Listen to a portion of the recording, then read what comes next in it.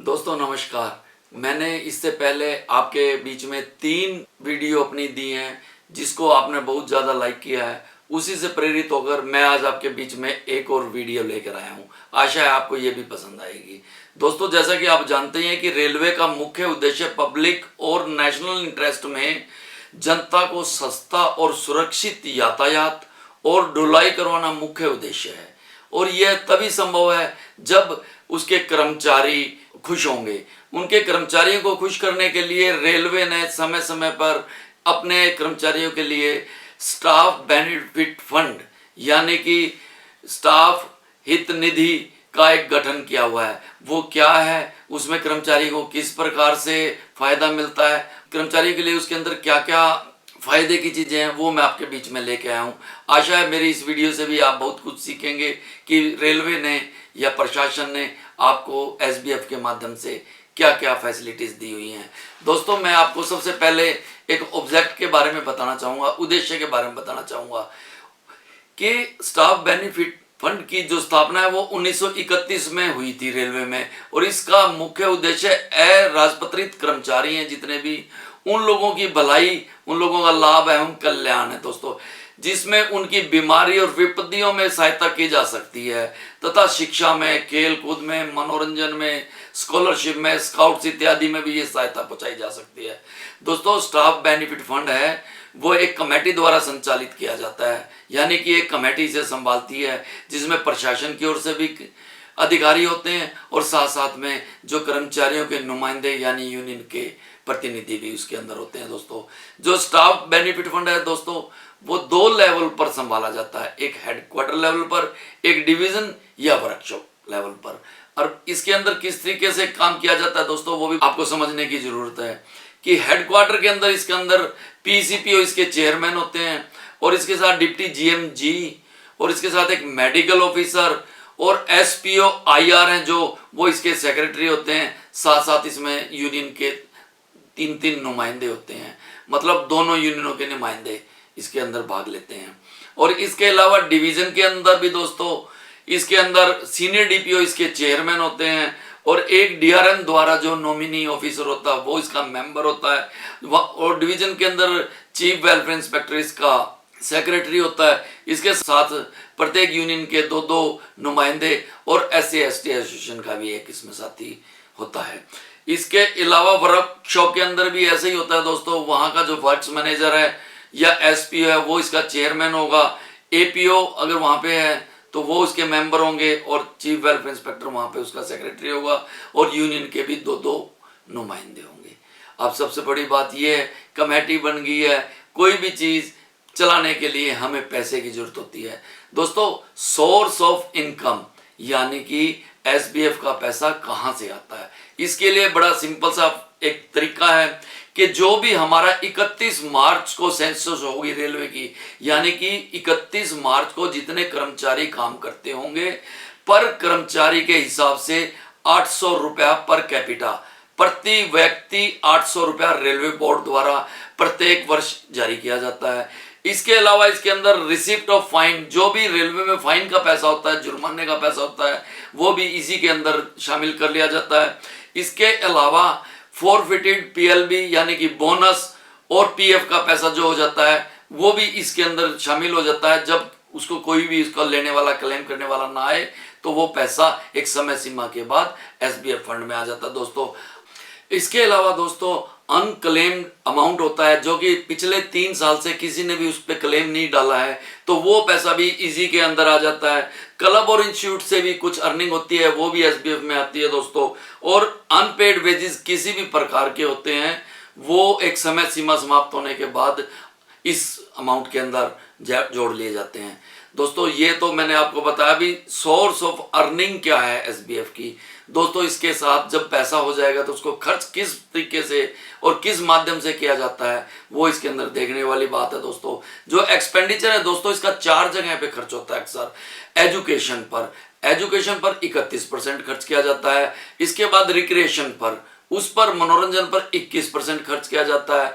इसके अलावा आपदा या कोई बीमारी होती है, कोई विविध बात मिसलेनियस कोई आ जाती है, उसके लिए खर्च किया जाता है दोस्तों।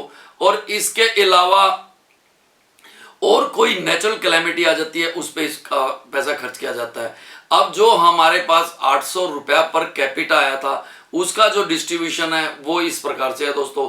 इसके अंदर जो हमारे नॉन गस्टेड स्टाफ है उसके लिए सभी साल एजुकेशन के नाम से पैसा दिया जाता है, जिसके अंदर कोई किसी का बच्चा मान लो कोई टेक्निकल एजुकेशन ले रहा है, चाहे वो ITI हो, चाहे वो डिप्लोमा हो, चाहे वो नर्सिंग हो, चाहे वो MBA हो, चाहे वो MBBS हो, चाहे वो इंजीनियरिंग कर रहा हो, कोई भी टेक्निकल टाइप की कोई वो कोर्स करता है तो उसके बच्चे को उस 800 रुपये पर कैपिटा में से 116 रुपये का डिस्ट्रीब्यूशन होता है दोस्तों। 116 रुपये में से इस फंड में पैसा जाता है। इसके अलावा गर्ल्स एजुकेशन के लिए स्कॉलरशिप का भी इसके अंदर प्रावधान है, 110 रुपया उसके अंदर जाता है दोस्तों। बॉयज एजुकेशन जो टेक्निकल हैं बच्चे कम करते हैं टेक्निकल कोर्स, 100 रुपया दोस्तों उसके लिए भी जाता है। इसके अंदर कल्चरल एक्टिविटीज को प्रमोट करने के लिए इसके अंदर 16 रुपया 800 रुपये में से जाता है दोस्तों। इसके अलावा रिक्रिएशन अदर देन स्पोर्ट्स 32 रुपया इसके ऊपर खर्च किया जाता है दोस्तों इसमें। और सेमिनार कैंप और वुमेन एम्पावरमेंट कैंप वगैरह के जो पैसे खर्च किए जाते हैं वो भी इसी फंड में से किए जाते हैं। उसका जो खर्चा है 800 रुपये में से 28 रुपया है दोस्तों। इसके अलावा स्पोर्ट्स एक्टिविटीज जितनी भी होती हैं उसके लिए 30 रुपया खर्चा किया जाता है। और स्काउट एंड गाइड के लिए इसके अंदर 22 रुपये खर्च किया जाता है। आपकी जानकारी के लिए सबसे बड़ी एक बात महत्वपूर्ण चीज ये है, याद करने वाली चीज एक ये है कि जो स्पोर्ट्स का पैसा है और भारत स्काउट एंड गाइड का पैसा है, ये पैसा रेलवे बोर्ड निर्धारित करता है कि कैसे इसको खर्च किया जाएगा। सभी जोन्स के लिए रेलवे बोर्ड से गाइडलाइन जारी होती हैं, उसके हिसाब से ये पैसा खर्च करना होता है। खर्च किया जाएगा ये पैसा जोन में और डिवीजन में, परंतु गाइडलाइन इसके अंदर होगी रेलवे बोर्ड की। ये बात ध्यान रखने की है। इसके अंदर एक दोस्तों नेचुरल कैलेमिटी यानी कि कोई भी आपदा या विपदा आ जाती है उसके अंदर भी इमीडिएट रिलीफ की जरूरत होती है। उसके अंदर भी इसका अब पैसा 24 रुपया डाला गया है। और इसके अंदर एक चीज बात विशेष ध्यान देने वाली है दोस्तों, इस फंड को रेलवे मिनिस्टर ऑपरेट करता है। इसकी बाकायदा एक कमेटी बनाई गई है। उस कमेटी के अंदर एडवाइजर IR इसके मेंबर होते हैं और ED फाइनेंस इसके मेंबर होते हैं। इसके अलावा एग्जीक्यूटिव डायरेक्टर CEG वो भी इसके मेंबर होते हैं। 3 आदमियों की कमेटी जब जो पैसा खर्च करने का पैमाना तय करती है उसके हिसाब से इस पैसे को नेचुरल कैलेमिटी के पैसे को खर्च किया जाता है। इनको भी अलग से पावर दी गई है दोस्तों। इस कमेटी को मात्र 10 लाख रुपए तक की पावर है। 10 लाख रुपए ये कमेटी अपने हिसाब से खर्च कर सकती है। अगर 10 से पैसा बढ़ जाता है और 20 लाख पे पहुंच जाता है तो दोस्तों इसके लिए MS के अप्रूवल की जरूरत है, यानी कि मेंबर ऑफ स्टाफ के पास कमेटी अपनी फाइल भेजेगी और 20 लाख रुपए तक पास करवाए जा सकते हैं।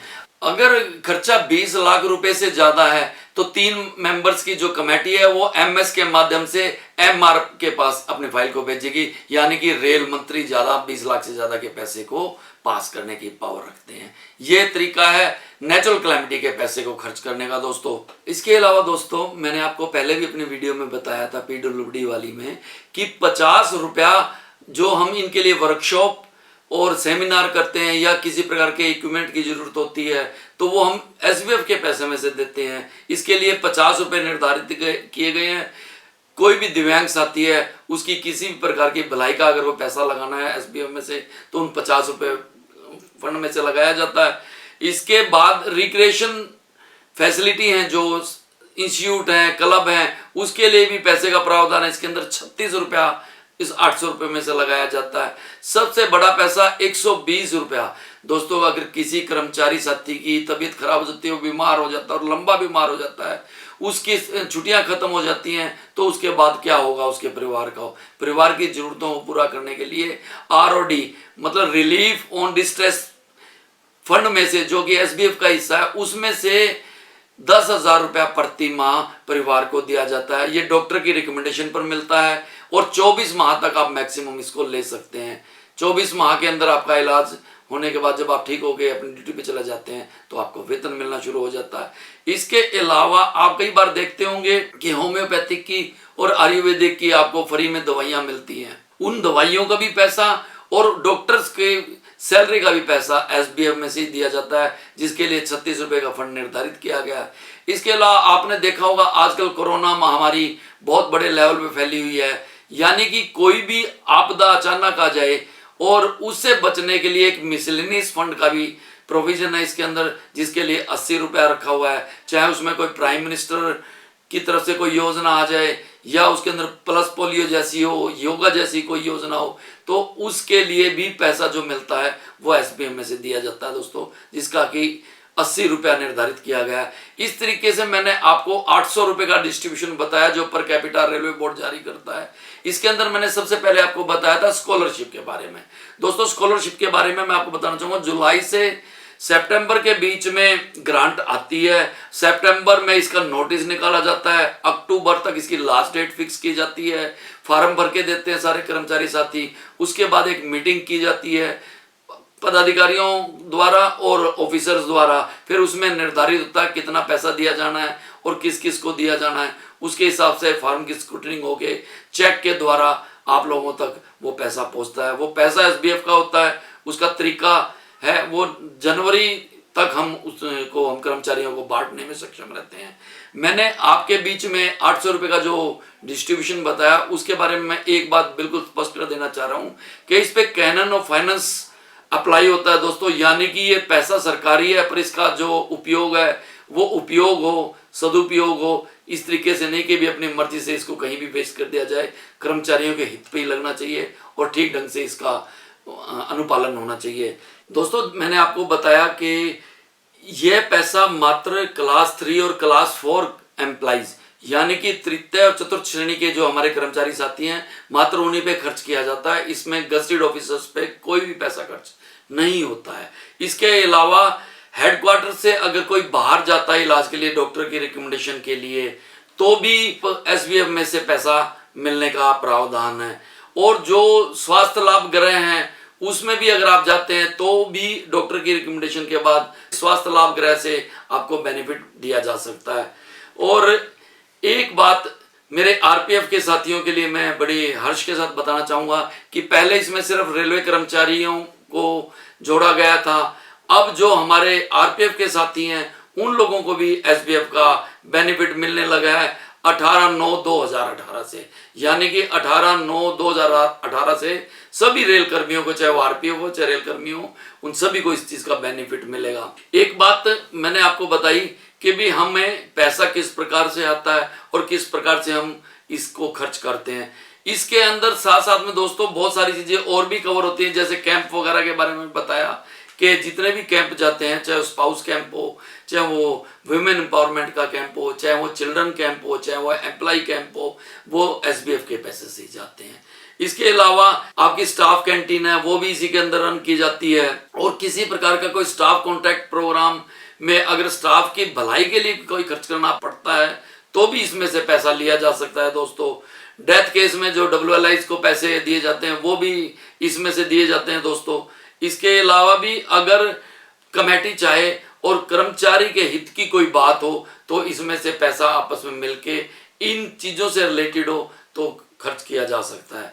मैंने आपको बताया कि जिस प्रकार एक रेलवे एम्प्लॉयर होने के नाते अपने एम्प्लॉय का ख्याल रखती है, उस प्रकार से एम्प्लॉय का भी ये फर्ज है कि भी इन चीजों का भरपूर उपयोग करें और समय समय पर जो सरकार द्वारा हमें फैसिलिटी दी गई है उसका आनंद उठाएं और अपने लिए, अपने रेल के लिए और अच्छे से काम करें। यही तभी एसबीएफ का जो औचित्य है उसकी पूर्ति होगी कि भाई सरकार हमारा इतना ख्याल रख रही है तो हम भी रेलवे का ख्याल रखें। मैंने आपके बीच में एसबीएफ से रिलेटेड अपनी बातें रखी हैं दोस्तों। अंत में मैं आपसे एक अनुरोध करना चाहूंगा कि मेरी वीडियो अगर आपको पसंद आई है तो दोस्तों मेरे वीडियो को लाइक भी करें और मेरे चैनल को सब्सक्राइब करें। धन्यवाद। आपका एक लाइक और एक सब्सक्राइब मेरे जो हौसला है उसको और बढ़ाएगा।